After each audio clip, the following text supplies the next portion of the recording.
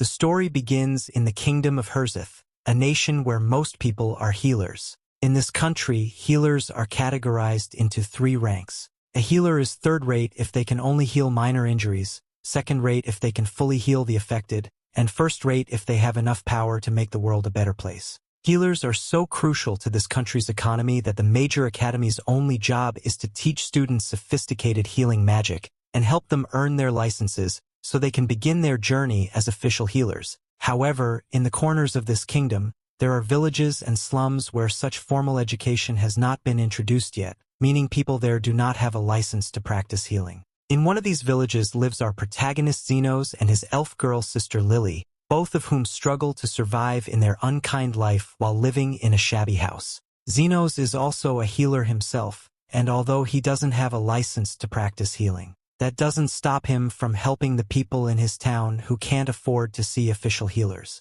He begins his day by healing a person in his house, then heads out on a house call, leaving Lily alone in the broken shack, where she eagerly starts preparing to cook dinner for her brother just seconds later. A spirit named Carmilla visits her out of nowhere, wanting to have a taste of her cooking as well, revealing that she too is their roommate and just wanted to wish her a good morning before heading back to her room again. The moment Carmilla leaves, another young lady named Zophia enters, calling out to Zenos, followed by Lynga, who also wants Zenos to treat her. Judging from their attitude, it seems both of them are into Zenos. And let's not forget the younger sister Lily, who has taken an oath to become his wife one day. Anyway, both Lynga and Carmilla sit down when another woman named Loewe bursts through the door, claiming that she too has come for some daily amusement. The story hasn't even started, and yet bro already has a harem. That's crazy. While the ladies eagerly sit around, Lily continues to cook patiently for Zenos and asks the girls if they plan to join them for dinner later. When they reply affirmatively, Lily becomes happy and states that she'll look forward to sharing a group meal, remembering that she needs to hang the laundry. Lily goes outside, telling the girls to watch the pot. However, instead of watching, the girls end up eating everything in it. Meanwhile, Lily takes a breather outside while hanging the clothes and falls asleep, thinking about Zenos. Back inside, the 3 girls discuss who should take the blame for eating Zenos' dinner, ultimately making a plan to cook an identical meal before his return. However, Lily wakes up and, with a menacing tone, demands that they explain how and why the kitchen is in such a mess. The 3 girls try to make excuses, claiming it's too complicated to explain, but Lily sees through their lies. She gives them one last chance, either tell the truth or face the consequences. Zophia is the first to crack under pressure and admits that she ate the stew because it smelled so good.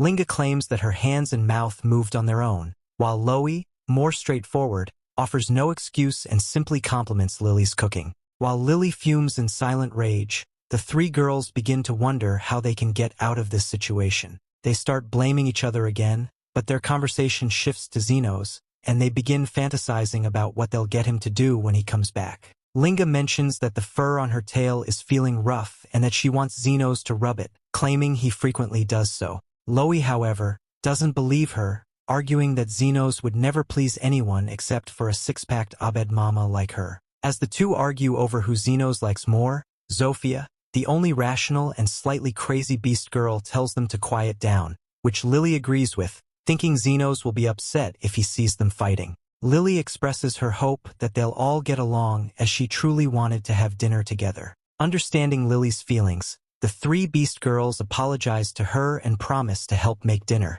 However, Lily no longer has the ingredients to cook another batch. At that moment, Carmilla comes downstairs, and upon learning that the 3 troublemakers ate everything, she threatens to consume their souls as punishment. Lily decides to forgive them on the condition that they bring her the ingredients. The girls gladly agree and rush off to escape the wrath of the angered spirit. Once they're gone, Carmilla sits down with Lily and urges her not to be so easygoing with them, as they'll just keep causing trouble. Still, Lily insists on getting along with everyone, including Carmilla, and hopes she'll have dinner ready before Zenos returns. Speaking of Zenos, he's on his way back home when he notices a beast girl named Till clutching her stomach in pain. A highborn noble stops the girl, pulls her by the hair, and chastises her for running away from his house, revealing that she's his slave. He drags her back to the cemetery, expressing his disdain for a demi-human like her, and stating that someone as filthy as her deserves to be buried in a lowly grave. He hits her against a grave when a dark aura rises from it and enters her. Unaware, he continues to kick her, but the dark aura causes her to spiral out of control, prompting her to attack the noble with her claws. The man, completely powerless against her, has no choice but to flee in the opposite direction. After getting injured, Till's master tries to run to safety and meets Zenos along the way, not knowing who he is. The psychopath informs Zenos that his slave has gone mad and has just attacked him. He pleads with Zenos to help him, and soon after, Till arrives to finish him off. Looking closely at her, Zenos notices a large force of dark energy from Till's body and immediately seeks to know what the man was doing with her, and the dummy claims he was just working. Upon further inquiry, he reveals that they were just farming. After that, he beckons on Zenos to take him to the hospital, considering how injured he is. He even offers to pay Zenos if he can get rid of Till.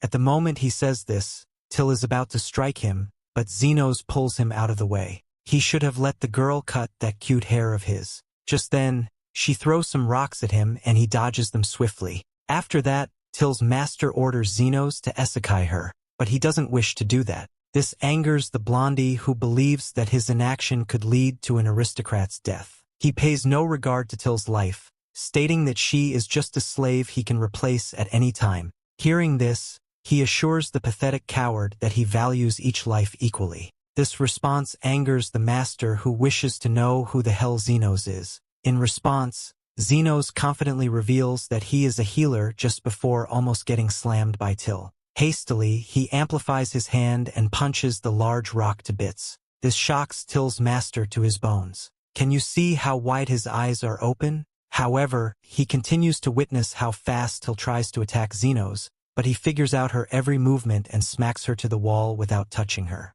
This causes the building to fall right on Till's master, but he fortunately survives this. Shortly after, Till regains consciousness and tries to get up. Seeing her in this devastating state, Zenos rushes to help her, but finds that she has been possessed by a demon. He lets her bite him and seizes the chance to heal her of all her injuries and from the possession of the demon. This causes her to pass out, leaving him wondering what kind of farming she was doing to get her possessed by a demon. Soon after, he boasts the demon into oblivion. While all of this is going on, Till's master watches in shock. He is fully convinced that Zenos is indeed a healer. Due to this, he begs Zenos to heal his wounds, but he claims that he is off the clock, urging him to come the next day. However, Till's master exclaims at this since he will be gone before the next day. He orders Zenos to heal him immediately, but Zenos claims that would only be so if he pays something extra. Hurriedly, the dummy throws a bag of coins at him, hoping that this is more than enough, but Zenos claims that it isn't. Hearing this gets Till's master angry, especially since the price he offered is more than enough for the services of a healer. Before the dummy could blab any further, Zenos lets him know that he isn't a licensed healer, but just an underground healer. On hearing this, Till's master is left wondering if such a thing as an underground healer exists. Soon after, he asks to be allowed to take Till as part of the payment. Without thinking twice, he agrees and asks Zenos to heal him right before he gets handed the documents to Till's ownership. Later on, Till regains consciousness and is shocked to see Zenos beside her. She seeks to know who he is and he tells her his name. Also, he informs her that he has bought her and she reveals her name to him as his first order to her.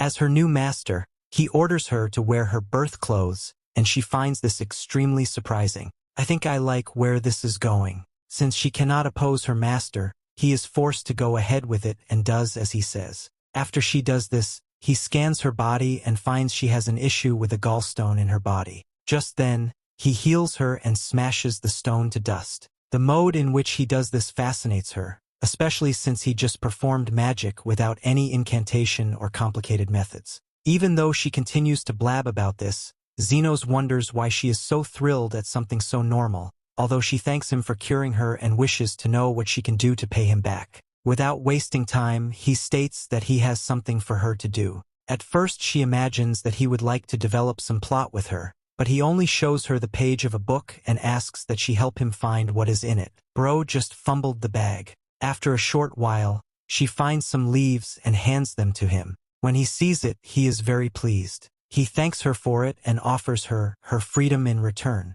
He even tears up her slave papers, claiming that she has paid him back for saving her. As much as she is happy about being a free woman, she has completely no idea about what to do now. However, she is determined to find out and hopes she will get the chance to inform him when she does. Hearing this, Zenos has no issues with it. He also asks that she comes to see him if she ever gets hurt so he can heal her for free. Later that night, Zenos returns to his house and is welcomed by the girls who seem very happy to see him. Some of them had just gone to get some fruits and fish. One of them even notices that he must have met a new girl, but he ignores her. Before dinner is to be made, one of the girls offers to make some black tea for all of them to drink, and Zenos seems happy about this. I guess that's why he didn't fancy Till, since he had a lot of girls to go around. Zenos was once a member of an adventuring party. Everything was going fine until one day their leader Aston decided to kick him out of the team. After completing a guild commission, Aston called Zenos in for a meeting and threw a gold coin at him, mockingly telling everyone that a poor loser like Zenos had probably never even seen something like that in his sorry life. Zenos didn't understand why Aston was suddenly acting like in a hole for no reason. So Aston spelled it out for his dumbass, telling him that his contributions to the team had been insignificant lately, and that's why they all agreed they didn't need a useless loser like him anymore.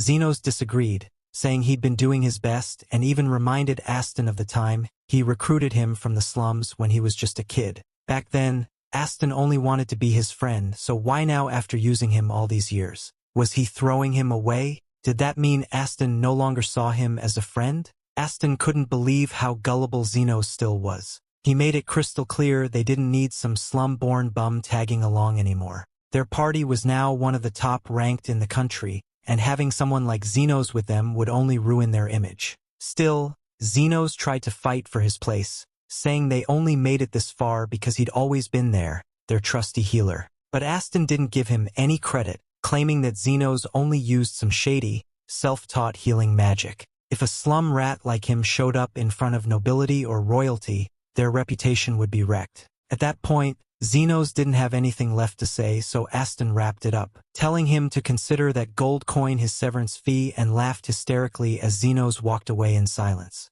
Meanwhile, something evil was happening in the dark streets. A shady woman and her archer accomplice were trying to poach an elf girl who I think was Lily, Zenos' now adoptive sister. Lily barely managed to escape their grip by kicking the archer in his bullseye, but realistically, she never stood a chance against a long-range shooter. As expected, the archer just shot her down with an arrow straight to the leg. Still, she didn't give up. She fought for her freedom, tooth and nail, until the archer finally stabbed her in the gut to shut her up. Zenos, who was walking nearby, lost in thought about what to do now that he was officially unemployed, overheard the noise and decided to check it out. As he arrived at the scene, he found the woman and the archer standing over Lily. And yeah, he could tell they were guilty as hell, but the woman simply shrugged it off, saying it was none of his business and that Lily was their slave. Zenos played it smart. He offered to buy Lily, handing over the same gold coin Aston had thrown at him earlier. Since Lily was on the brink of death anyway, the woman gladly accepted the deal and walked away with a smirk. What they didn't know was that Zenos was a healer. The moment they were out of sight, he kneeled beside Lily and healed her on the spot. Her injuries vanished in an instant, and she stared at him, completely stunned that her wounds were just gone. She thanked him for saving her life and looked upset that she couldn't offer anything in return, but Zenos told her not to worry about it. She asked if he was some kind of world-class healer, and was even more shocked to hear that he was just a self-taught guy with no healing license. Zenos then asked where her home was, wanting to drop her off somewhere safe, but Lily admitted she didn't have one, no family, no real clothes, and she looked starved. So Zenos took her to a local restaurant and ordered food, but only for her. Since he was too broke to order for himself, he had other things to worry about. Lily had fallen under his responsibility now. Sure, he had the option of leaving her at an orphanage, but he knew exactly how those places treated kids like her. Lily, meanwhile, was curious about Zenos' job. She had never seen someone toss a gold coin like it was nothing, and expected him to be some rich aristocrat. But her expectations were crushed when Zenos revealed he had just been kicked out of his adventuring party and now had nowhere to go. His situation was just like Lily's, but unlike her. He at least had the opportunity to look for a proper job. Speaking of which, that's when a lizard man with severe injuries came crawling into the restaurant, begging for water. Judging by the burns and the type of wounds, Zenos figured the guy had been shot by a magic gun. The man was clearly in agony, so Zenos stepped in and healed him on the spot. Normally, healers with that level of skill are famous, so the fact that the man had never heard of Zenos made him curious. But regardless, the lizard man thanked him and handed over 4 gold coins in return for saving his life. It was the first time Zenos had ever been paid for healing someone, and it sparked a business idea. Open up a healing clinic, not just to make money but to bring back the smile of helpless people like Lily and that lizard man. But there was a problem. Since he was from the slums, getting a proper healer's license was impossible, which meant running a healing clinic would be totally illegal. He'd basically have to become an underground healer working in the shadows, unseen by the law. Lily approved of the idea, and since Zenos technically bought her from the poachers, she now saw him as her official master. She made it clear she would follow him wherever he went. Zenos knew there was number changing her mind, so he agreed to let her tag along, at least until he could find a safe place for her to stay. Later that night, they ventured toward the outskirts of town and ended up in the abandoned district full of torn-down houses and no signs of life for miles.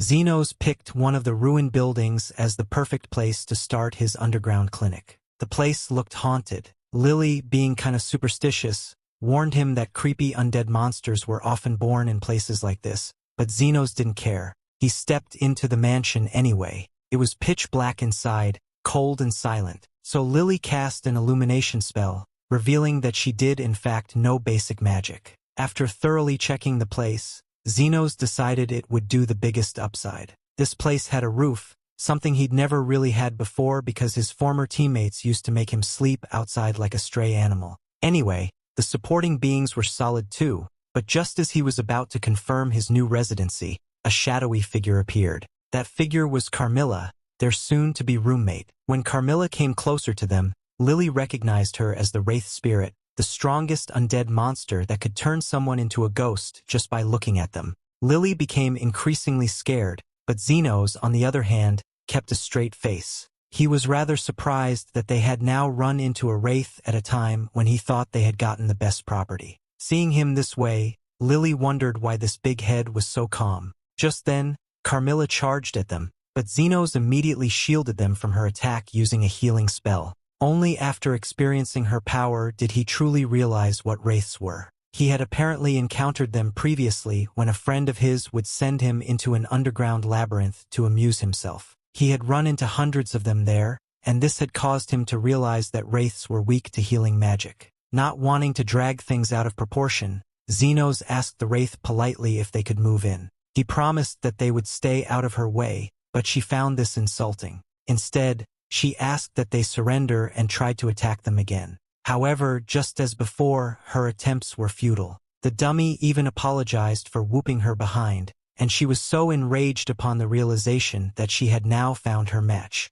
As a last resort, she summoned all her ghost servants and ordered them to essecate Zenos and Lily. Shockingly, Zenos blasted them all away in one fell swoop. This prompted the wraith, whose name was Carmilla, to ask him who the hell he was, and once again he introduced himself as an underground healer. He asked her to lend them just one bedroom and a room to conduct their healing activities, and she was forced to let them use the first floor. However, she grudgingly demanded that they not come near the second floor. Having witnessed all this, Lily was left wondering how she should react to it. The next morning, they set up the first floor to look like a clinic, and Lily even had nurse clothes on. However, since no one had come to ask for their services, she was incredibly bored. She even offered to go out and advertise a little, but he was scared about the Royal Hospital finding out about them and asked that she remain calm since patients would soon start showing up. At that moment, someone opened the door and Lily went to welcome him. Upon seeing him, she figured that he looked familiar.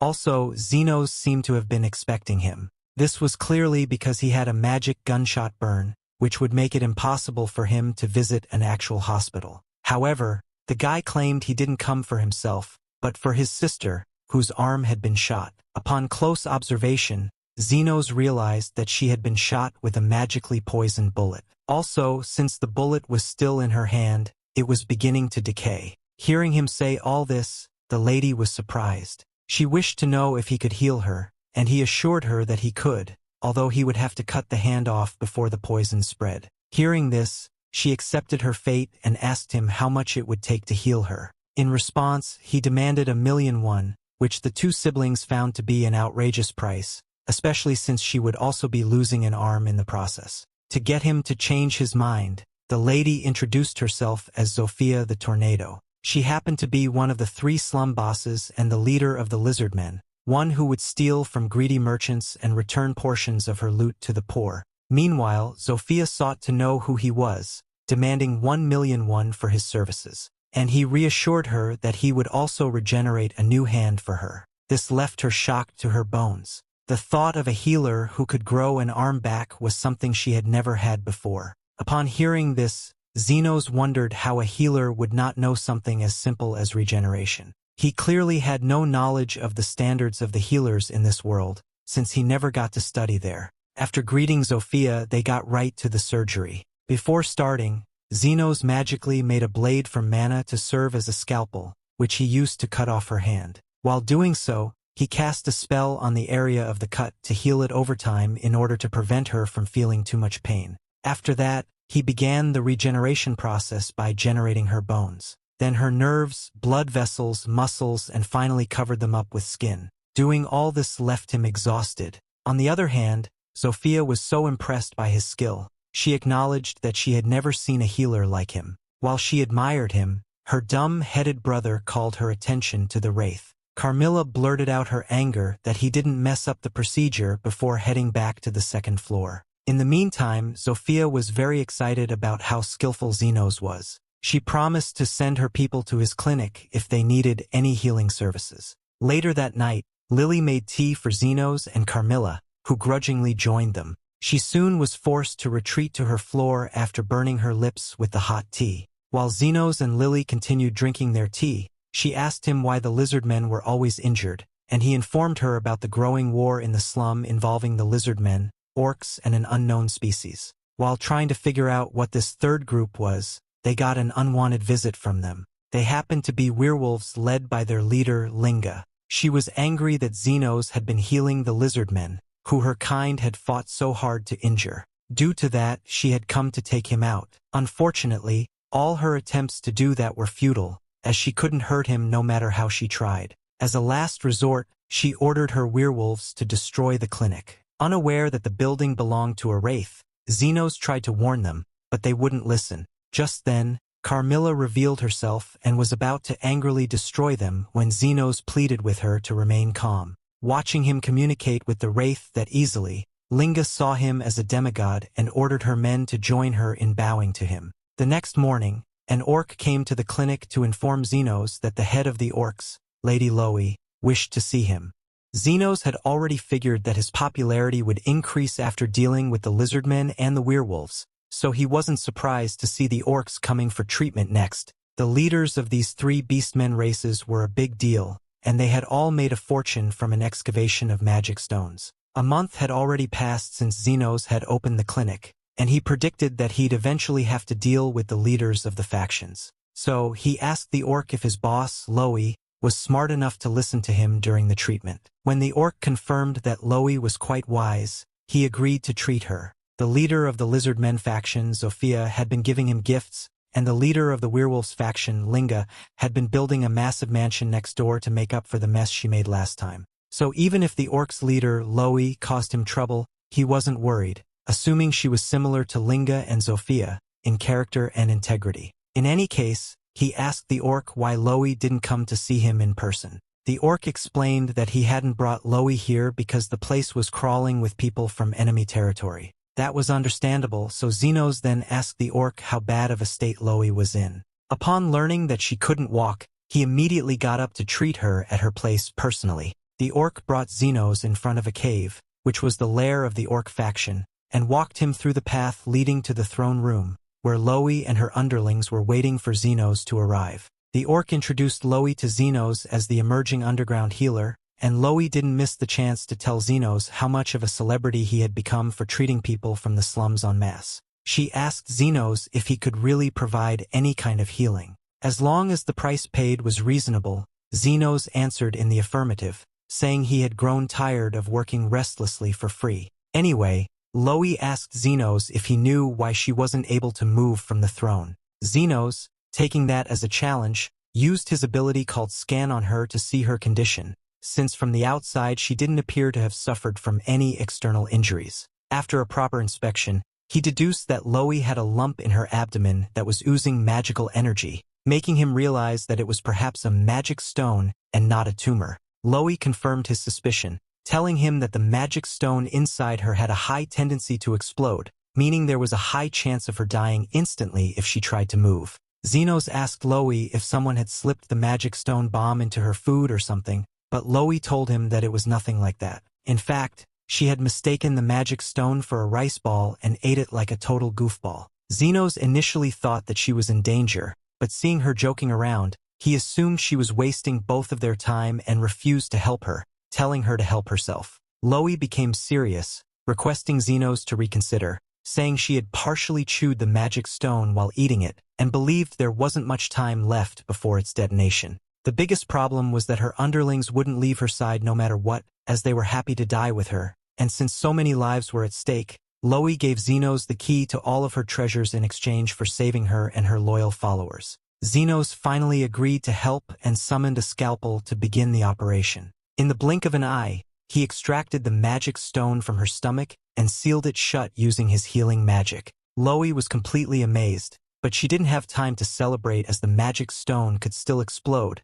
but instead of throwing it far away, Zenos grabbed it in his hands. The stone exploded. It didn't even leave a scratch as he protected himself with his main character, special defensive magic. With the work done, he gave Loewe her key back, not wanting her fortune, making it clear that he only demanded a price equal to the amount of work he needed to do. Loewe was once again amazed by Zenos' ethics and told him to call her whenever he needed help. She voluntarily offered to provide 24/7 security for his clinic. With her appetite returning, she asked Zenos to join her for a rice ball meal, but Zenos didn't think that was a good idea, considering what had happened to her the last time she tried eating rice balls. Later that night, he returned home to find a jealous Lily, who expressed how much she was bothered by Zophia, Lynga, and now Loewe's frequent visits. Now that she mentioned it, Zenos also realized that the three beast girls had kind of been hanging around his house, even though they weren't injured at all. He assumed they were only doing so because they were bored,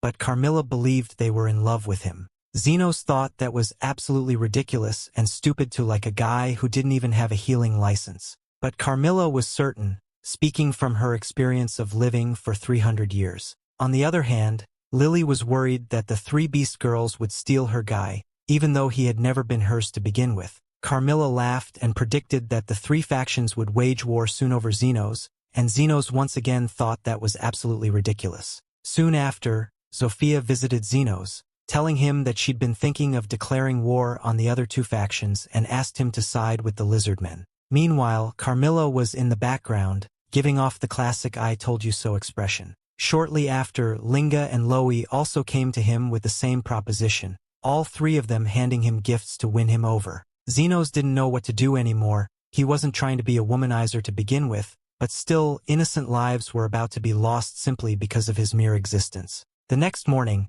all three factions gathered at a battleground for the fight, and the three leaders brimmed with confidence that they would emerge victorious. Before things could escalate though, Zenos arrived with Lily, first clarifying that he hadn't come to stop this meaningless fight. He acknowledged that the three factions had a long-standing grudge against each other due to years of conflict, so he encouraged them to have it out with each other until they were satisfied. With Zenos' unexpected approval, the three leaders agreed to go all out, deciding that the winner would get to claim Zenos' sacred treasures. With that settled, the fight began. Zophia immediately tried to strike Lynga with her dual blade. Loewe came from behind to sneak an attack, but Zophia, suspecting it, dodged just in time and launched Loewe away into the werewolves. Lynga picked up her axe and attacked Zophia just as Loewe struck at both of them from above. With the three leaders stuck in a deadlock, They decided to harm each other's faction members first, and that led to an all-out war among everyone. But even at the end of the day,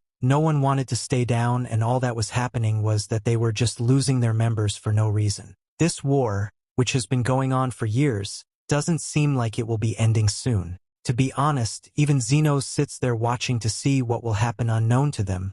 Zenos is not sitting idle. He knows they want to fight, and the best way to make them feel better is to allow them to release their anger. They suddenly realize what he is doing when Loewe sees that all her injuries are healing immediately. She voices her concerns that people aren't dying. They figure out what has been going wrong. Zenos has been using his power to heal them all the while, so there's no way they can get injured. They look in his direction and he admits it. He reminds them that they are all his patients and he has the duty to heal them as the slum doctor. However, he doesn't stop the fight, telling them they can keep fighting till they are tired and he will keep healing until he is tired. The trio look at each other. What's the point of fighting that long when they won't get injured or even die? They realize it is a very worthless fight. I wonder why they are just figuring that out now. They decide to call it a day. It's about time they all unite together as several demi-humans living in the slum. However, one thing they have all decided they won't stop fighting about is who will end up being with Zenos.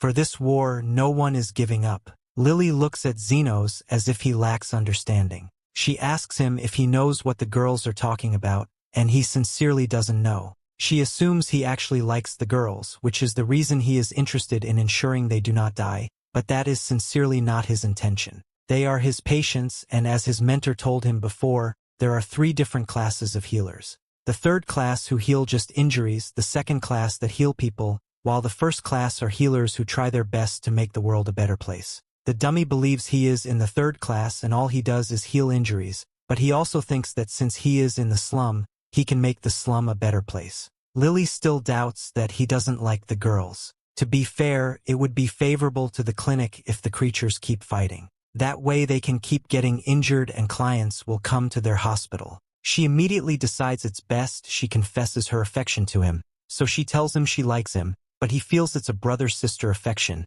so he replies that he likes her too. They get their payment and go back home. Meanwhile, the commander of the Royal Knights is concerned about this peace. He calls his vice-commander, Krishna, nicknamed Iron Rose. He reveals to her that he heard a rumor that the demi-humans are no longer fighting. Krishna doesn't believe their fight can stop. That fight is integral to the well-being of the country. To maintain equilibrium, they ensure the poor fight the weak. Since they are bothered with that fight, they won't have time to think about attacking the citizens and the nobles. The fight being over is bad for them. He has found out that a human interfered in the fight, so he tells Krishna to go and investigate if the rumor is true, and if it is, she should kill the human involved so the country can continue the way it is. Wow, I am shocked some people hate peace. At the clinic, the 3 women stand behind Zenos, protecting him from nothing. In fact, when he sneezes, they all become overly protective, Zophia offering to comfort him with her tail and Loewe offering him her chest.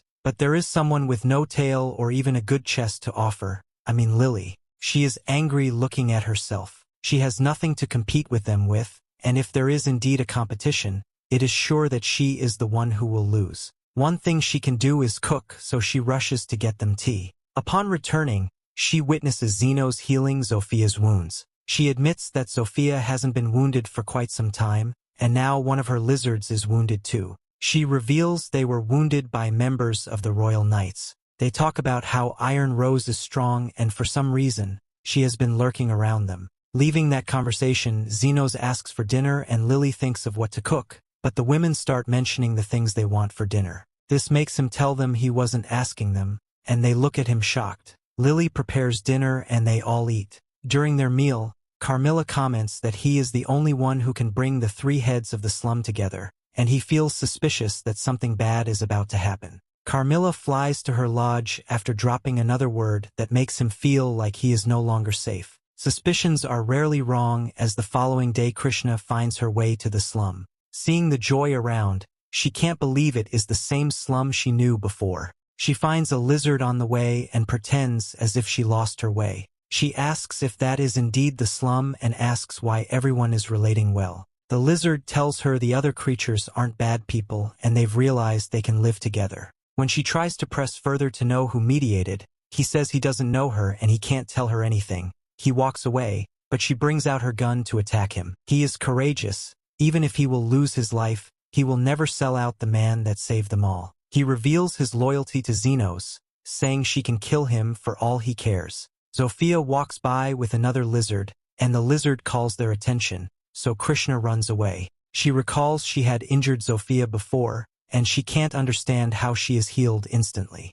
It means this mediator is someone strong, and if they're not too careful, their kingdom will fall into jeopardy. She stops running and sees she is out of the slum, but in the middle of nowhere. She is so confused about her location, but she sees Zenos' house around and enters to ask for directions. Just as he tries to direct her, Lily comes out with tea and sees her. She assumes Krishna is a client and asks if she needs healing.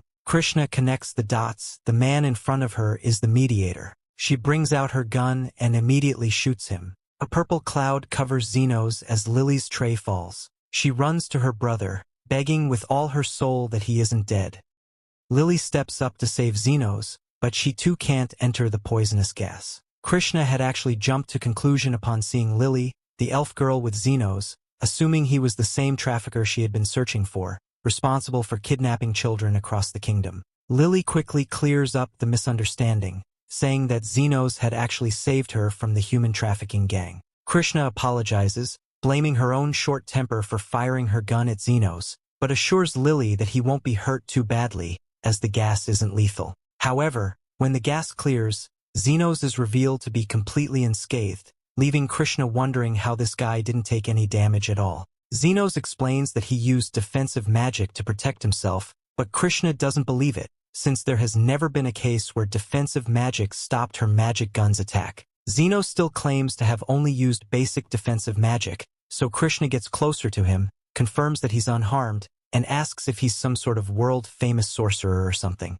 Zenos replies in the negative, but Krishna isn't someone who's easily fooled. She reveals her status as the vice commander of the Royal Order of Knights, and tells Zenos to be truthful if he doesn't want any trouble. Meanwhile, Carmilla, silently hiding her presence, enjoys how interesting this encounter is turning out to be. Anyway, Zenos gets serious and learns from Krishna that she has come to the slums on a secret mission to locate a certain individual and take them into custody. She wants Zenos to help her find this person, unaware that Zenos is the individual she's actually looking for. Krishna doesn't go into specifics about the person she's searching for, but still forces Zenos to help her, saying it's his duty as a citizen of the kingdom to cooperate with the Order of Knights, so Zenos has no choice but to help her. But when he learns that she's here to arrest the mediator ended the feud between the factions, he literally spits his tea out in shock. Krishna believes with all her heart that the mediator is the devil's servant, manipulating and controlling people from the shadows.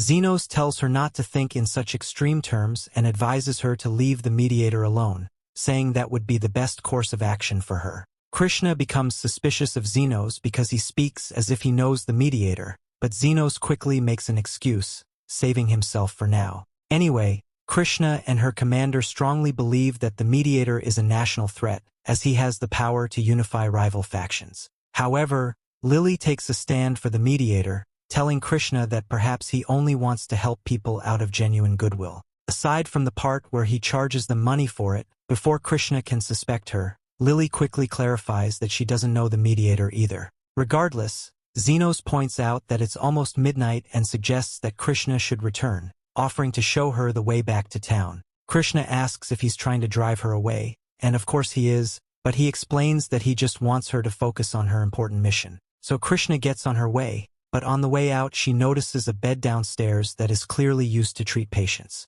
Zenos has to come up with the excuse that he just happens to have an extra bed lying around his house. Krishna decides to stay, since being near the slums is ideal for her investigation. She promises Zenos that she'll pay rent, and Zenos, not wanting any trouble by refusing her, allows Trouble to stay inside his underground clinic. Lily isn't pleased at all, and to make it clear that she is the one and only waifu of Zenos, she sits on his lap right in front of Krishna and makes him at her head. Zenos doesn't understand why Lily is behaving this way all of a sudden, and Carmilla, still hiding her presence from Krishna, helps the blockhead understand that Lily is doing all of this out of jealousy. Nobody asked, but Carmilla still goes into a detailed explanation, whispering to Zenos that Lily has no intention of accepting this potty woman in her house who assaulted her favorite man just moments ago. Zenos doesn't think that's the case at all, and believes the old ghost is exaggerating as usual. Lily keeps acting overly caring towards Zenos,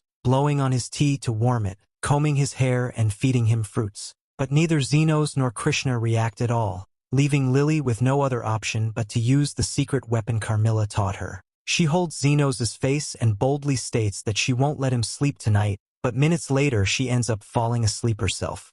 Zenos puts her to bed, and then returns to the common room where Krishna asks if he knows the people who had kidnapped Lily. Zenos says he doesn't, but Krishna remains convinced that the slum is a hotbed for child trafficking and explains that's why she shot him earlier. She apologizes once again for jumping to conclusions and in a bragging tone, says that even though she's the perfect vice commander of the Royal Order of Knights, she's still human and can make mistakes. In any case, she shifts to another topic, asking Zenos if a master healer could fully regenerate an arm, just like a master wizard like him can protect himself using defensive magic. Zenos tries to clarify that he isn't a master wizard, but what catches his attention is her mentioning a master healer who can regenerate an entire arm. She doesn't let him speak and draws her own conclusions, saying that only a handful of the highest-level top-secret healers can do such a thing, so she doesn't understand how such a person is here in the slums, or why he healed Zophia's arm. Zenos asks how she knows about all this,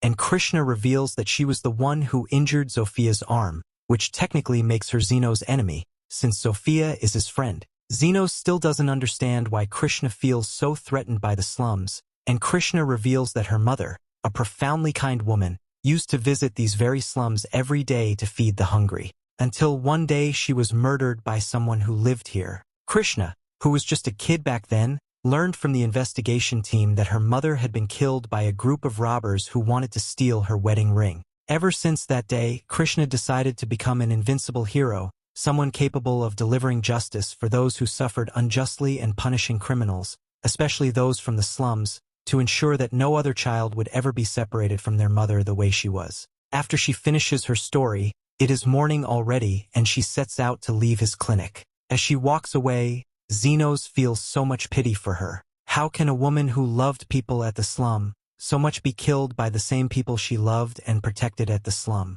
As we all know, he is kind-hearted and believes that everyone is of good attitude. Carmilla immediately notices his demeanor and she comes down to speak with him. She tells him that he doesn't have to worry about what she had said, and what she had said doesn't mean her mother was good or that she, who is the same person that hates peace at the slum, is actually a good person. She advises that as someone who has lived for 300 years, she knows what it means to meet people like that. He appreciates her for her kind words, and she also reminds him that he hasn't removed the flag he kept outside the clinic. The flag was to stop the demi-humans from coming to the clinic so they wouldn't meet Krishna. And to be honest, it worked because no one visited when Krishna was around. After the flag was removed, Zophia comes in for her treatment. At about the same time, Krishna returns. Talk about bad fate. Their reunion isn't a good one. It has never been a good one. They both bring out their guns to shoot at each other, but Lily immediately intervenes. She claims Zophia had also lost her way,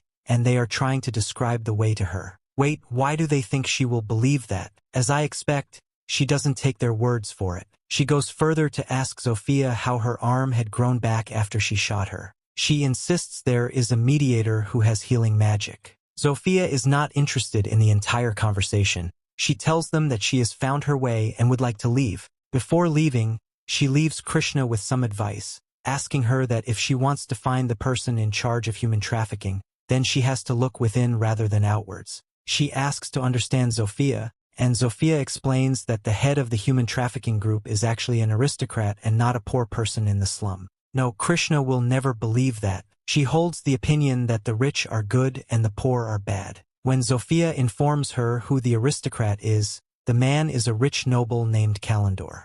Well, Krishna doesn't believe. This gets Zophia angry. She rants that the only person they know who believes in the poor is the mediator Krishna is looking to kill. Going further, she educates Krishna that the fact someone is poor doesn't make them evil, and she should change her line of thoughts. The conversation gets intense and Zenos intervenes. He reveals that he is the mediator, but his personality doesn't fit with the personality of the mediator Krishna had in mind. She expects that the mediator can only heal, but Zenos has both healing and defensive magic. He reveals he can do both, but she doesn't hear. However, what she knows is that he has sided with the demi-human, so she can't be his friend anymore. She walks away angrily. However, she doesn't walk home. Instead, she decides to pay a visit to Kalendor. Upon meeting him, she says they have heard bad news about the security around that area, so she wants to ensure he is fine. She asks to see his security equipment, and when he takes her along, everything seems so fine on the surface.